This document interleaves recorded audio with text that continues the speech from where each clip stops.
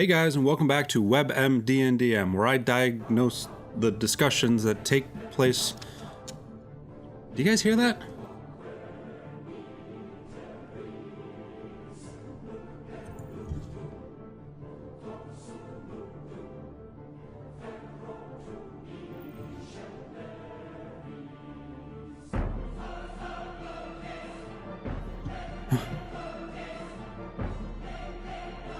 No. No, no, no.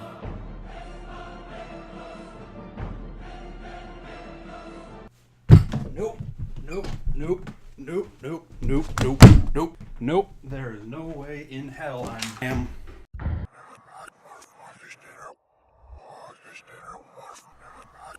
Yes, you're Acererak.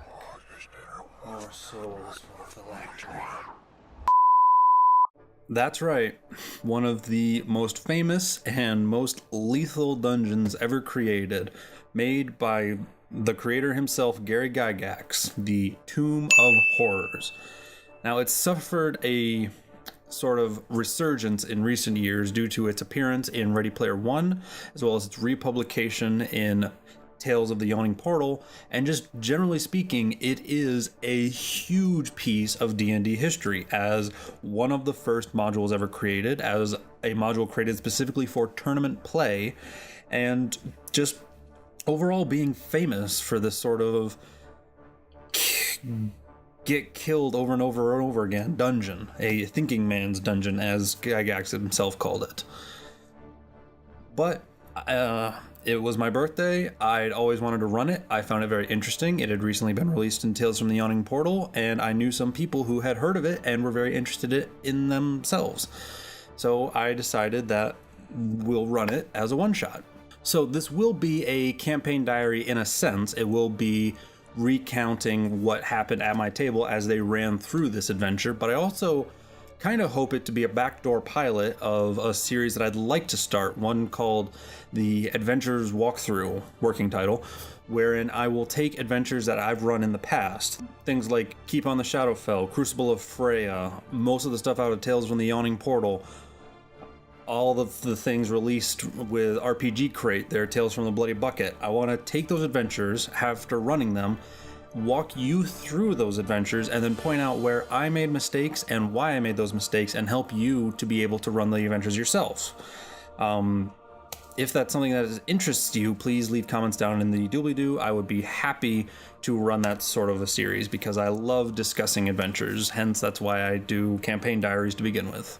So, as I mentioned, this was a one-shot. It was people came with characters they had created specifically for this one-shot.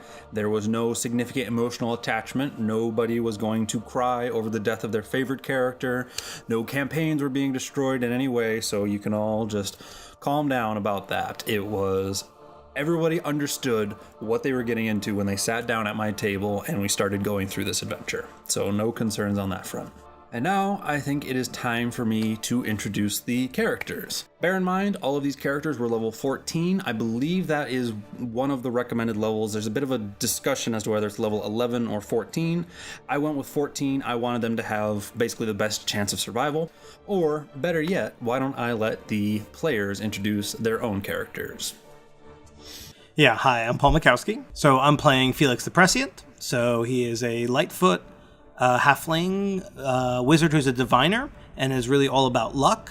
So actually has the normal halfling feature of being lucky, re-rolling ones, and has the feat lucky, which gives several re-rolls a day, and has portent ability, which also lets you re-roll things.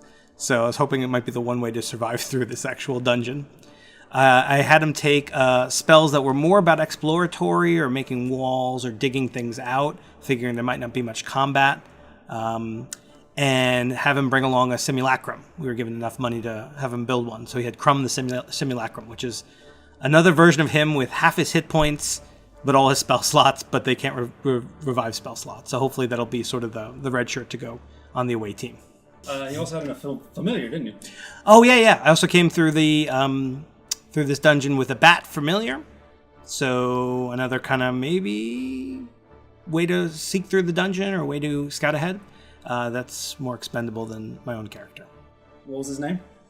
I don't remember. Was it Batty McBatface? I think that's what the bat was called, Batty Batty McBatface. Backface. Hi, my name is Noah Cantor. I do a lot of media production work. You can find my stuff at noahcantor.com, but I'm here today to talk about Snively Infamous, my halfling rogue / swashbuckler that I played as for our playthrough of Tomb of Horrors. He came in armed to the teeth expecting a fight, but instead found quite a few more traps than he was expecting. In the end, he was there to gain treasure, glory, and a story to tell to bards, among other things. Hey everybody, my name is Amanda. I've played D&D for a few years now, and I normally play Oriana Olendil in the soon-to-be-released Western Warrior campaign, Diary. In the Tomb of Horrors one-shot, however, I played Korga, the Dwarven Knowledge Cleric. Korga was a lot of fun to play. She was a no-nonsense professor who decided to enter the tomb for one reason. There wasn't much known about it. She sought out this knowledge not only to satisfy her own questions, but more than anything to prevent others who may not be as well equipped, such as her students, from risking their necks. That does not mean she will not take her fair share of any loot uncovered.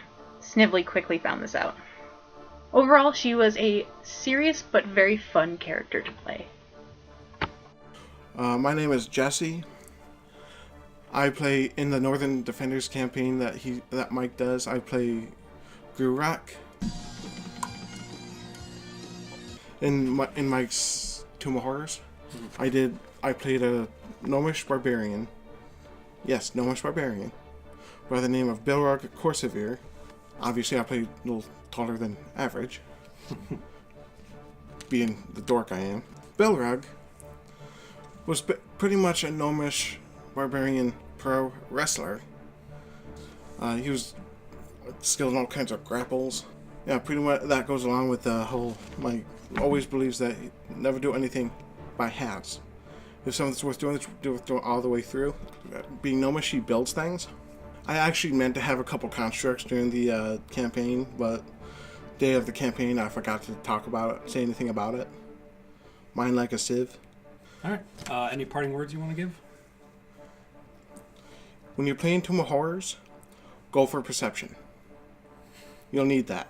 Don't they all sound like just a lovely bunch of characters? I can't wait to see them all crushed underneath the heel that is the Tomb of Horrors. And there is no better place to start than with... Somewhere under a lost and lonely hill of grim and foreboding aspect lies a labyrinthian crypt. It is filled with terrible traps and not a few strange and ferocious monsters to slay the unwary. It is filled with rich treasures, both precious and magical, but in addition to the aforementioned guardians, there is said to be a demi-lich who still wards his final haunt. Be warned that tales have it that this being, called Acererak, possesses powers that make him nearly undefeatable. All accounts conclude that this is quite unlikely any explorers will ever find the chamber where the demi-lich lingers, for the passages and rooms of the tomb are fraught with traps, poison gases, and magical protections. Furthermore, the demi-lich has so well hidden his lair that even those who avoid the pitfalls will not be likely to locate their true goal. Only large and well-prepared parties of the bravest and strongest should ever consider the attempt, and if such a group does locate the tomb, they must be prepared to fail. Any expedition must have magical protections and weapons, and must be equipped with every sort of device possible to ensure survival. Big fun, right?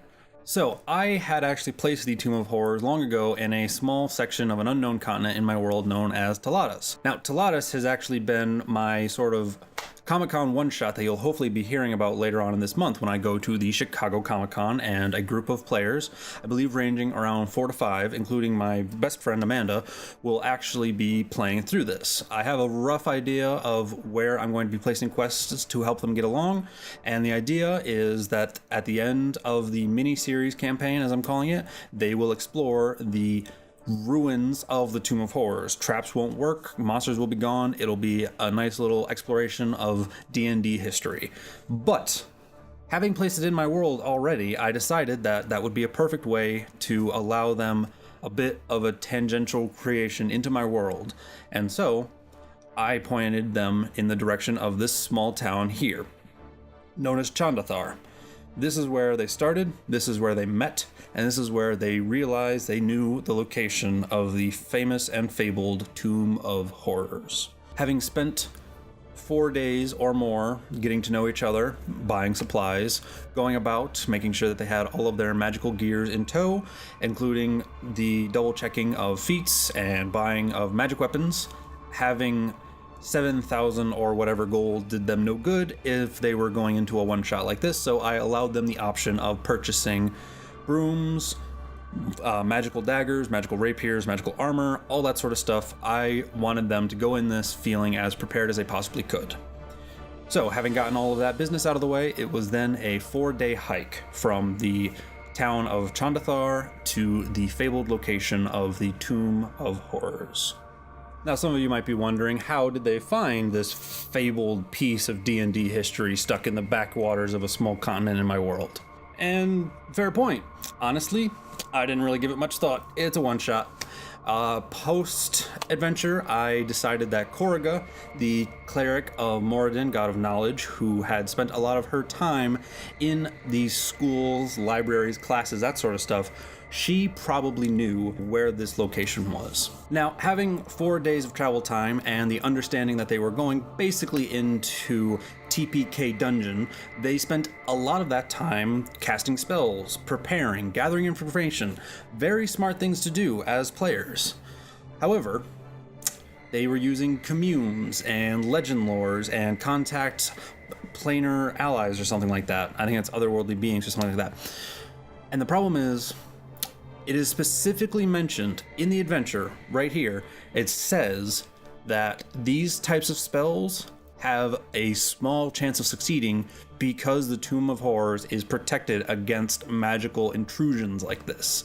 So unfortunately, they did not learn much beyond what they already knew. They did learn some very key things, such as there are multiple entrances into the dungeon. There is full of traps, dangerous, very, very dangerous. They could not determine whether or not Acererak's phylactery was contained within inside, but that was a bit of a veteran player question, and most of these players were newbies. And they also learned that entering into the ethereal plane within the dungeon is very dangerous. They didn't learn why it's very dangerous, but it did cause the wizard, Paul's character, to change one of his spells because he had prepared for ethereal to be his backup plan in case something went wrong. Learning that going into the ethereal plane like that could be dangerous caused him to change his strategies, which is very good. Because in the adventure, it says that if they enter the ethereal or the astral plane, then there is a rather high chance they summon a demon, and that demon hunts them. And then they have to fight a demon on top of whatever else is going on in the dungeon. So, bear that in mind if you're going into a dungeon. Do your research and find out information about those things so that way you don't get your butt eaten by a Baylor. DM's advice. As the party set up camp for their final approach towards the Tomb of Horrors, Korriga, the dwarf cleric, pulled out a very, very nice looking chalice encrusted with gems and such, and offered a hero's feast to the party. Now, everybody having consumed his hero's feast, that gave them advantage on wisdom saves, resistance to, I think it was poison damage, and could not be frightened, all of which came into effect while in the dungeon. So, thank you, Korriga, for that little spell. Having finished their hike with DM's expediency, because I knew that the Tomb of Horrors would take a long time, I did not force any random encounters to happen. It was time to set the proper scene. The characters have arrived at the Demi-Lich's last known haunt, a lonely hill surrounded by briars and thorny mounds with black rock outcroppings on top of the hill and around the northern face. They can easily see that the hill is about 200 yards wide, 300 yards long, and 60 feet tall. To translate that over is metric math that I can't do right off the top of my head, so here you go. As our four heroes and their various companions begin a thorough inspection of the area, they can see that the only distinguishing characteristic is that the northern face appears to have collapsed at some point, revealing an area of sand and gravel, roughly 20 feet tall. Koruga takes out her flying broom and decides to investigate the black rocks. She flies up and lands upon the top of the hill. Looking at the piles of rocks, she gets the sense that the positioning is not by accident. Getting on her broom, she flies 200 feet up into the air, looks down, and realizes that the lonely hill is actually in the shape of a human skull. The characters decide that the most likely place to begin their investigations into finding the entrance to the tomb would be at the northern face, within the sand and gravel collapsed area. Koruga, having returned from her investigation in the air, suggests that they move along very quickly and begin prodding at the ground, hoping to disturb some of the gravel that was blocking various passageways. However, that investigation fails. After some time thinking about where they could have gone wrong with their investigation, Felix decides that he is going to use Move Earth to clear out large swaths of this cliffside face, hopefully revealing the various entrances. And he is successful. Moving left to right along the cliff face, he very quickly reveals this entrance. As the entrance is revealed, they can clearly see that the corridor is made of plain stone, roughly worked and mortared, with a 10-foot high ceiling. Daylight pouring in from the recently created entrance can easily reveal a pair of identical wooden doors at the end of the passageway. While Felix continues to dig along the cliffside face, he sends his simulacrum and the rest of the party down into the passageway to investigate. The rogue, Snively Infamous, enters partway into the entrance, stopping a short distance away. He begins investigating, hoping he might find some clues as to what's happening. The gnome barbarian, growing impatient, begins rushing in towards the doors. As he does so, he steps across the paving stone sliding trap, and one of these begins to slide across the entrance, preparing to cut our heroes off from the outside world. And that is initiative, one of the few initiatives that are called. The sliding block trap works in a very interesting mechanic that I hadn't seen before and will probably end up stealing because I rather enjoyed it. The sliding block trap would move a roughly 6 inches every initiative count. So, if our heroes rolled low enough, it was entirely possible that the sliding block trap could close them off before they even had a chance to act. However, our heroes were able to roll somewhat effectively. Snively Infamous, having, I believe, advantage on initiative checks and a rather high dexterity due to being a rogue, is the first to act. His instinct: this is the real door, and they need to get past this trap before it closes them off from the entrance. So he charges ahead, reaching for the doors. Due to his elven heritage, he's able to get up to one of the doors very quickly, grabs a hold of the handle, and pulls it open, to reveal that it is a false door. Turning, he can slowly see the stone blocks closing behind him as the sunlight begins to grow ever darker. Koruga is next up. Having realized that the doors at the end of the passageway are false ones, and believing that this is not a trap that they need to bypass, it is a trap they need to avoid, begins to fall back, grabbing a hold of the gnome barbarian who had triggered the trap and dragging him along with her. They are successfully able to avoid being trapped by the stone. Now, the only one whose life is in danger is Snively Infamous. However, due to Felix's simulacrum spell, the stone trap is disabled when a giant 10-foot hole is punched straight through it. Snively quickly climbs out and rejoins the heroes on the other side of the trap. Now they realize the true extent of the Tomb of Horrors. It is not full of monsters that will kill you, it is full of traps that will destroy you. Catching their breath at having nearly been trapped forever in a false entrance, the heroes wait for Felix to finish his Move Earth spell. As he does so, he reveals another passageway, but none of the heroes enter that passageway for fear of what might happen to them. They instead decide to wait until Felix finishes in his entirety. And given just a few more minutes, he is able to reveal a third passageway. The heroes look down the second passageway revealed from this spell, and they can clearly see that bright, brilliant colors are to be seen everywhere, the stones and pigments undimmed by the passage of decades. The floor of the corridor is a colorful mosaic of stone, with a distinct winding path of red tiles about 2 feet wide snaking its way south down the corridor. No stonework can be seen on the walls or the ceiling 20 feet above, for some sort of cement or plaster has been smoothed over all of these surfaces and then illustrated. The scenes upon the plaster show fields with kine grazing, a copse with several wolves in the background, workers of various races, and strange human-animal mixtures, pig-human, ape-human, and dog-human, going about various tasks. Certain of the frescoes show rooms of some building, a library filled with many books and scrolls, the door of a torture chamber, and a wizard's workroom. There are chairs, windows, boxes, bales, doors, chests, birds, bats, spiders, and all manner of things shown upon the walls. Based on the very colorful description, you might be getting the sense that this is the real entrance to the Tomb of Horrors.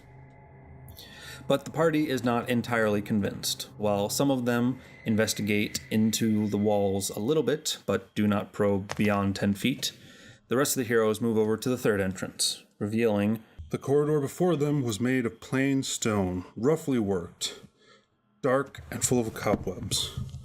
The ceiling overhead was obscured by hanging strands of webbing. So, the players could easily tell that one of these things was not like the other, and they decided to head down into the central corridor. As they did so, Felix's simulacrum, Crumb, used his true-seeing spell to lead the way and detect traps. As he did so, he pointed out there were quite a few pit traps on the ground in between them and the end of the corridor. So the party very carefully avoided the pit traps before they decided that avoiding these pit traps was not going to be good enough, and Coriga went about with her hammer on top of her flying broom and broke through every single one of the pit traps. As she did so, she ended up breaking the solid red line that had snaked its way down the corridor into darkness.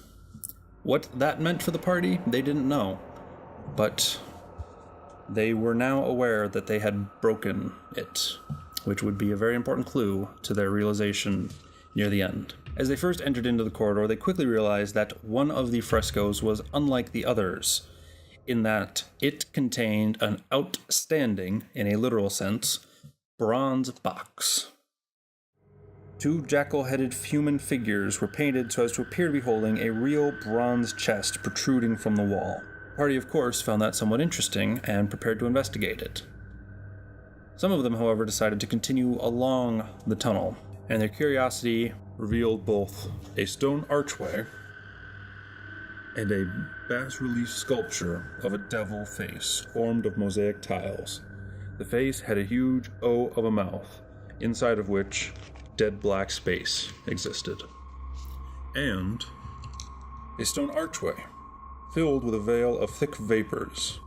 The stones on either side of the base and the keystone protruded slightly from the stones around them. As you moved to within touching distance, which the party was very reluctant to do, but they did eventually, the left-hand base stone began to glow yellow, the right-hand base stone orange, and the keystone, 7 feet up, blue. The party could quickly deduce that this was some sort of magical gateway, and if they punched in the proper sequence, it would lead them to where they wanted to go. However, the face of the great green devil called to them, slightly more interestingly. Felix, who had left his simulacrum Crumb behind at the bronze chest, took a closer look at the great green devil. Bringing out his 10-foot pole, and he was the only one to bring one, he stuck it in to the great green devil's mouth, just a few inches, to see if there was anything there. Nothing happened. Then he decided to put it even further in. As he did so, the staff was ripped from his hands and sucked into the great green devil's mouth. He was not able to determine exactly what had happened to his staff, but he knew it was gone. Whether it had been teleported or destroyed, he was uncertain. So, he called Coriga over, goddess of knowledge, and asked her to take a close look at the great green devil's mouth. Her investigations revealed that the great green devil's mouth contained a sphere of annihilation perfectly fitted to within it, and that if any of the party had climbed inside, they would have been immediately killed and destroyed, their remains scattered to oblivion. Though it was a good thing that none of them decided to do that. This is honestly one of the most famous aspects of the Tomb of Horrors, In fact, the Great Green Devil is so famous that it has been used in artwork and fan art and has recently suffered a resurgence in the Tomb of Annihilation Traps set, as you can clearly see here. I wish I had had this when I ran this one-shot, but unfortunately I ran this one-shot back in May, and this box came out in June, July-ish, and I got my hands on it very recently. Having determined that the Great Green Devil was not the correct path to take, the party then took a closer look at the arch. However, their investigations proved somewhat unfruitful, and they returned to the party examining the bronze chest. The rogue took a careful look at the chest and realized that there was a small poison needle trap in place above a button. Now, if somebody was foolish enough to press the button without checking for traps first, they would have been struck by the poison needle and suffered some damage. However, his careful investigations revealed the trap to be easily avoidable. Using the pommel of a dagger, he pressed the button and opened the chest, inside revealing nothing. However, Crumb, who still had his true-seeing spell up, took a look inside the chest and saw that there was a small lever. Reaching in, Crumb took a hold of the lever, pulled it, and revealed, yet again, a trap. Crumb the Simulacrum falls 30 feet into the deepest pit trap that is within this hallway. Falling on top of some poison spikes, he suffers a great deal of damage, dropping him, I believe, to half health in a single blow. However, he survives, the heroes throw him some rope, and he eventually climbs his way out of it. Having now been stymied a second time by what they thought was a potential entrance, the party returns to the magical gateway. The party spends quite some time trying to punch in various combinations, as well as pressing the stones just to see what would happen, and nothing seems to happen. Eventually, the rogue gives up and decides to simply walk through the arch. He disappears from view. However, the ever-clever Felix had instilled everybody with a sort of telepathy that allowed them all to communicate with each other. So, he is able to describe his surroundings. A miserable cubicle, appearing to have no means of entrance or exit. It stands 10 foot by 10 foot, with a 7-foot ceiling. 3 iron levers, each about 1 foot long, protrude from the south wall of the chamber. He can find no other means of exiting this chamber. So, having described the scenario to his party, he takes a look at the levers. He pulls them in various combinations, revealing no effect. At which point, the gnome remembers that he is of a tinkering style, decides to follow the footsteps of the rogue through the archway. As he appears, he takes a closer look, and the party eventually realize that down, down, down is a combination they haven't tried yet. So, down, down, down. At which point, the rogue is so thankful that he bought the boots of spider climbing and had been sailing on the wall, whereas the barbarian becomes quite flustered as he falls 100 feet into pitch black darkness and lands with a sickening crunch on the ground below. Snively Infamous throws a rope down to try and pull our bedraggled barbarian free.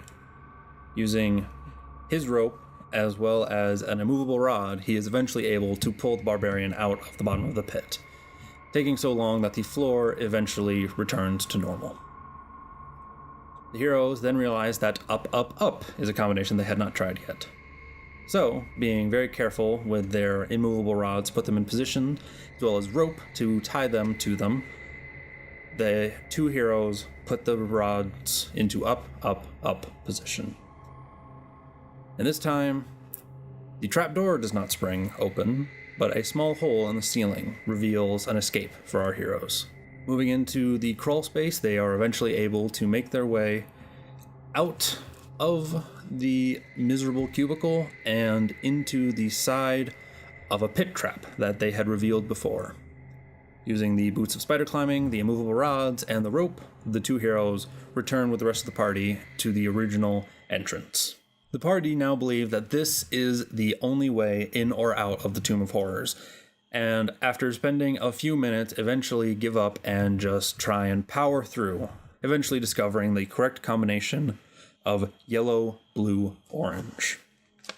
Or, in other words, left, right, top. Once they input the correct sequence, the vapors disappear. And then the question that I had been asking them becomes even more relevant. Do they step through the arch on the red line or off the red line?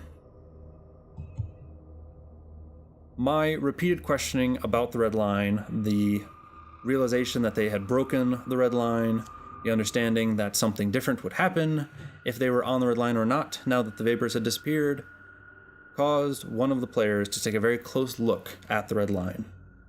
Korriga, the dwarf cleric, realizes that the red line is not merely a red line. It is full of symbols. Symbols that eventually, under her knowing gaze, reveal words. As she then spends much of her time on her broom and with Snively Infamous's help, she is able to decipher the red lines and reveal a message from the great Acererak himself. Acererak congratulates you on your powers of observation, so make of this whatever you wish, for you will be mine in the end, no matter what. Go back to the Tormentor or through the Arch, and the second great hall you'll discover. Shun green if you can, but night's good color is for those of great valor.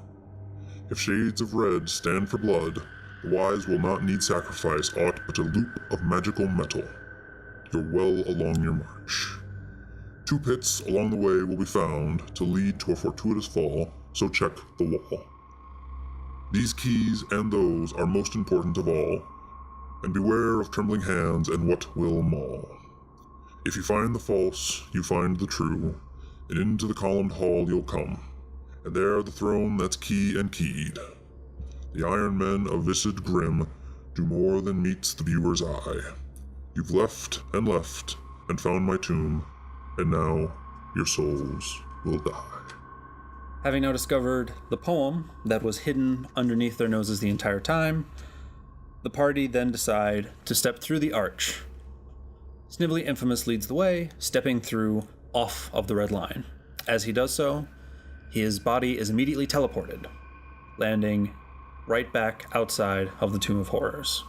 Looking down the passageway, he can see his friends standing there, waiting to see what will happen. And as he does so, he tells them that he's back outside, and all of them turn and look at him outside of the Tomb of Horrors. The party then decide that stepping through on the red line, now that the vapors had disappeared, is probably the path to go. But the question still nags at the back of their mind. What would happen if we had gone down the third passageway?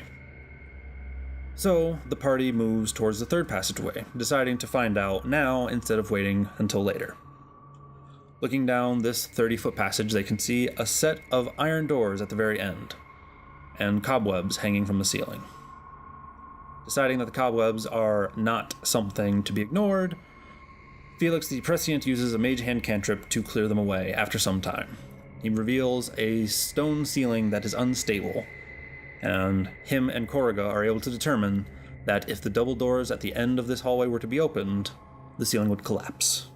Using a mage hand, they trigger the trap, the stones collapse, and the party has their answer. Returning to the central, otherwise known as the First Great Hall, the party enters into the arch, staying along the red line, and are immediately teleported to a new location within the Tomb of Horrors. This is actually a point of quite importance later on in the dungeon. For having teleported to this location, they do not know how deep or how far or how up or how down they are within the Tomb of Horrors, or what they might have missed. And this comes into play when they face Acererak for the very first time.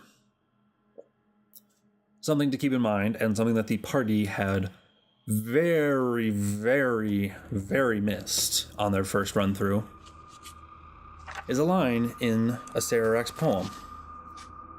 Go back to the Tormentor or through the Arch. If you remember, when I first described the First Great Hall, certain of the frescoes showed rooms of some building, a library filled with many books and scrolls, the door of a torture chamber, and a wizard's workroom. The party had found a way to continue their progress. Having punched in the code for the magical arch and having stepped through, they had continued their progress. But having done so, they had skipped the gargoyle's lair, the complex of secret doors, and the understanding of where they were in relation to themselves. They had also missed out on a key piece of treasure, which would become quite obvious as they step out of the archway's magic and into the room of the three-armed statue. It's a small room, 10 feet by 20, dominated by a large stone statue. It appears to be of a four-armed gargoyle, though the fourth arm has broken off and lies over on the side on the ground. As they look at the three arms attached to the statue, they can see that there is a large depression, perfectly sized for a piece of blue quartz worth 100 gold pieces to sit inside of each arm. Something that the players did not learn was that if they placed the gems within the arms of the statue, the arms would crush the gems into dust. And if they did that enough times to crush 10 blue quartz gems of 100 gold pieces, the fourth arm would reveal a gem of true seeing, an invaluable piece of equipment in a dungeon such as this, allowing them to find secret doors, traps, magic or otherwise, the truth about their first encounter with Acererak. Luckily, the players did not need such an item as they had Crumb's spell of true seeing inflicted upon his own eyes. But it was a riddle that they would not solve, and having skipped the gargoyle's lair due to entering through the magical arch, they were not able to get their hands on the 10 pieces of blue quartz that the gargoyle guarded. Having a mystery with no answers and no means of discovering those answers, the party moved past the stone statue with great trepidation, fearing the statue would come alive and attack them, and entered into an area described as the second Great Hall. Very similar to the Great Hall that they had first arrived through, the floor is of inlaid tiles and the walls and ceilings painted with figures of animals, strange signs and glyphs. Humans, human-like creatures, posing with spheres of different colors. These two-dimensional spheres were painted upon the plaster that predominated the second Great Hall. The spheres stretched up and down the entire corridor upon both walls. Numbering about 20, the spheres were in various positions along the wall. Some were head high, some were chest high, some were down in more of a crawl space form. They also revealed 2 wooden doors set against the western wall of this passageway. Now, this was an area wherein I actually made a mistake. The 2 doors set on the western wall were actually supposed to be hidden by a small illusion, making them slightly more difficult to find, though given the Eye of True Seeing that the simulacrum was using, they would still probably have discovered them.